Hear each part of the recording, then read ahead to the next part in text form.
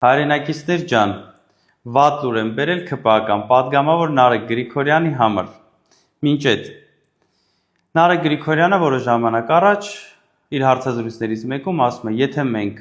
ցույց տանք գեթ 1 բարեգործություն Գեղարքունիքի մարզում, ինքը ներողություն կխնդրի 8 անգամ Սամվել Կարապետյանից։ Ես Գեղարքունիքի մարզից եմ, եթե 1 բարերարություն Գեղարքունիքի մարզում ինձ ցույց տակ, ես 8 անգամ ամյոնից ներողություն խնդրեմ։ 1 բարերարություն Գեղարքունիքի մարզում։ Որից հետո ես գրառում եմ անում տեսանյութ եմ հրապարակում գյուղ Սոտքից, որը որ 2022 թվականին ադրբեջանական ագրեսիայից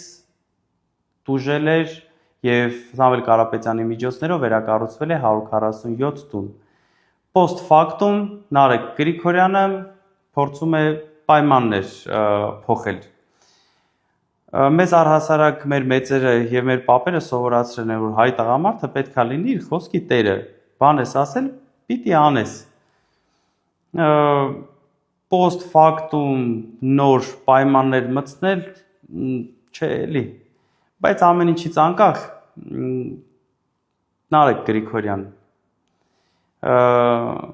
ձեր գրառմանը թե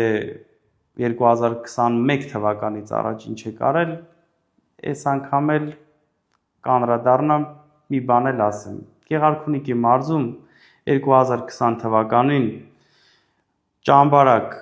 առողջության կենտրոնը եւ Արթենիսի հիվանդանոցը Տաշիր բարեգործական հիմնադրամից աջակցություն է ստացել, ֆինանսական աջակցություն։ Անկեղծ ասած մյուսը չէի ուզի ասեմ, բայց ասեմ, որ ցենց սղացնելու էլ տեղ չունենակ։ 44 օրյա պատերազմից հետո մեր եղբայրներ, մեր զոհված եղբայրների, մեր հերոսների 309 ընտանիքի